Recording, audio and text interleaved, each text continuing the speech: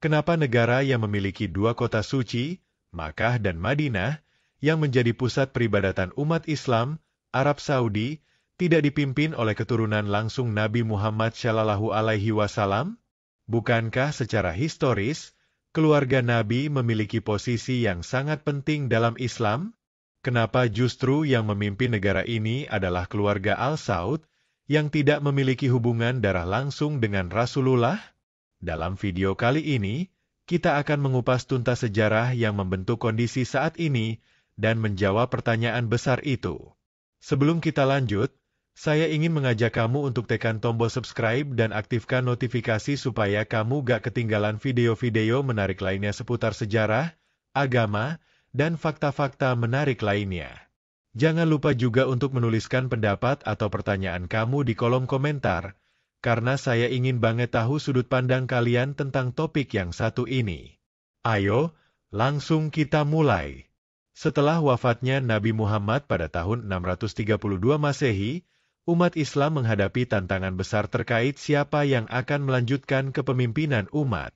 Pada masa tersebut, Islam masih dalam tahap awal perkembangan dan perlu ada sosok yang mengayomi umat serta menjaga ajaran Nabi. Namun, penting untuk dicatat bahwa meskipun Nabi Muhammad adalah pemimpin spiritual umat Islam, beliau tidak pernah menunjuk seorang ahli waris atau keturunan yang akan otomatis menggantikannya setelah beliau meninggal. Oleh karena itu, ketika Nabi meninggal, umat Islam mengadopsi sistem syura, yaitu musyawarah untuk memilih khalifah atau pemimpin. Ini menandakan bahwa sistem kepemimpinan dalam Islam tidak bersifat monarkis atau turun-temurun seperti dalam banyak kerajaan atau dinasti lainnya. Hal ini jelas berbeda dengan banyak sistem kerajaan di luar dunia Islam yang mengutamakan garis keturunan untuk memilih pemimpin. Sebagai contoh, dinasti-dinasti besar seperti kerajaan Romawi, Persia, atau Bizantium mengedepankan pewarisan kekuasaan dari ayah kepada anak atau keturunan langsung sebagai syarat utama untuk menjadi pemimpin.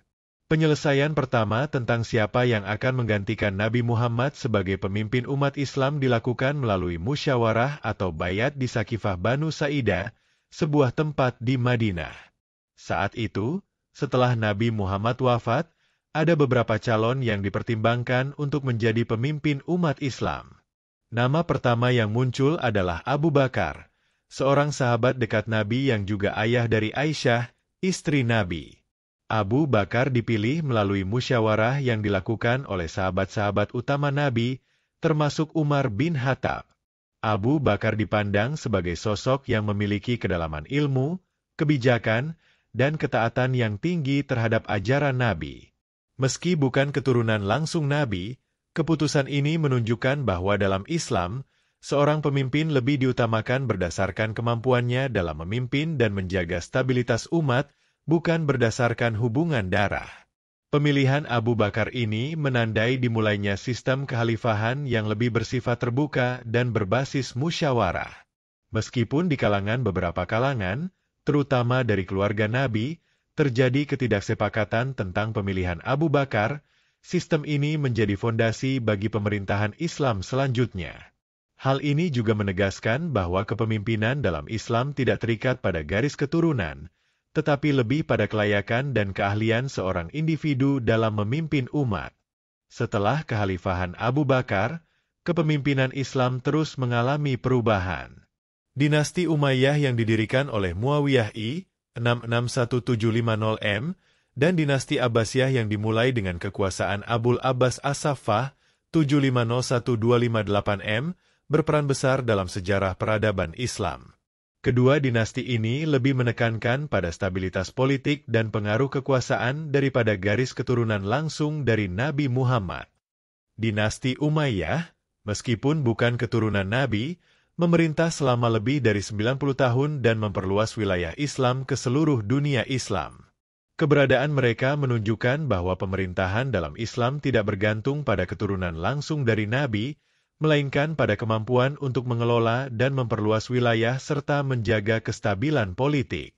Sama halnya dengan dinasti Abbasiyah, meskipun mereka mengklaim hubungan darah dengan Nabi Muhammad melalui garis keturunan paman Nabi, Abbas, mereka tetap memerintah dengan mengutamakan strategi politik dan administratif, bukan hanya warisan darah. Inilah yang membedakan sistem kekhalifahan dalam Islam dengan monarki yang diwariskan secara turun-temurun. Arab Saudi yang kita kenal sekarang ini didirikan pada tahun 1932 oleh Abdulaziz Al Saud, seorang pemimpin yang juga dikenal sebagai Ibn Saud. Keluarga Al Saud bukan keturunan langsung dari Nabi Muhammad, namun mereka memainkan peran penting dalam menyatukan wilayah-wilayah yang tersebar di Jazirah Arab melalui serangkaian pertempuran dan diplomasi. Abdulaziz Al Saud berhasil menyatukan wilayah-wilayah seperti Najd, Hejaz, dan wilayah-wilayah sekitarnya menjadi satu negara, yaitu Kerajaan Arab Saudi. Meskipun dia bukan keturunan langsung dari Nabi, kepemimpinan Abdulaziz diterima karena kemampuan dan jasanya dalam membangun negara yang stabil serta mengokohkan pemerintahan yang berbasis pada prinsip-prinsip Islam. Keluarga Al Saud, melalui Abdulaziz dan keturunannya, berhasil menjadikan Arab Saudi sebagai negara yang sangat berpengaruh di dunia Islam, dengan pusat peribadatan di Makkah dan Madinah. Keberhasilan mereka dalam memimpin Arab Saudi juga didasarkan pada kapasitas untuk menjaga keamanan, kestabilan politik, serta menjaga keutuhan wilayah. Setelah Abdulaziz, sistem monarki tetap dipertahankan di Arab Saudi, dengan keluarga Al Saud secara turun-temurun memimpin negara. Walaupun mereka tidak memiliki keturunan langsung dari Nabi, sistem pemerintahan di Arab Saudi tetap mengutamakan keberlanjutan pemerintahan dan kestabilan negara, sejalan dengan tradisi Islam yang lebih menekankan kemampuan dalam memimpin daripada keturunan darah. Sistem ini mengokohkan pemahaman bahwa kepemimpinan dalam Islam adalah hak yang diperoleh melalui kemampuan dan bukan hanya warisan darah. Kepemimpinan keluarga Al Saud lebih kepada hasil dari perjuangan dan kapasitas mereka dalam mengelola negara, bukan karena mereka memiliki hubungan darah dengan Nabi Muhammad. Jadi, kenapa Arab Saudi tidak dipimpin oleh keturunan Nabi Muhammad? Alasan utamanya adalah bahwa dalam sejarah Islam, kepemimpinan lebih menekankan pada kemampuan memimpin dan kebijakan daripada sekadar keturunan darah. Mulai dari pemilihan Abu Bakar sebagai khalifah pertama, sistem kekhalifahan Islam yang mengedepankan musyawarah, hingga peran penting keluarga Al Saud dalam mendirikan Arab Saudi, semuanya menunjukkan bahwa dalam tradisi Islam, kepemimpinan bukanlah hak turun-temurun. Dengan demikian, meskipun Arab Saudi adalah tempat lahirnya Islam dan memiliki dua kota suci, pemerintahan negara ini dipimpin oleh keluarga yang berhasil menyatukan tanah Arab, yaitu keluarga Al Saud, berdasarkan kemampuan dan perjuangan mereka. Ini adalah contoh bagaimana dalam Islam, kepemimpinan lebih kepada bagaimana seorang pemimpin dapat memberikan kontribusi kepada umat dan menjaga stabilitas negara, bukan hanya dilihat dari keturunan langsung dari Nabi Muhammad. Terima kasih sudah menonton video ini hingga selesai. Jika kamu merasa video ini bermanfaat dan membuka wawasanmu, jangan lupa untuk like, subscribe, dan komentar di bawah ya. Aku sangat menantikan pendapat kamu mengenai topik ini. Sampai jumpa di video berikutnya. Semoga informasi yang kamu dapatkan di sini bermanfaat. Wassalamualaikum warahmatullahi wabarakatuh.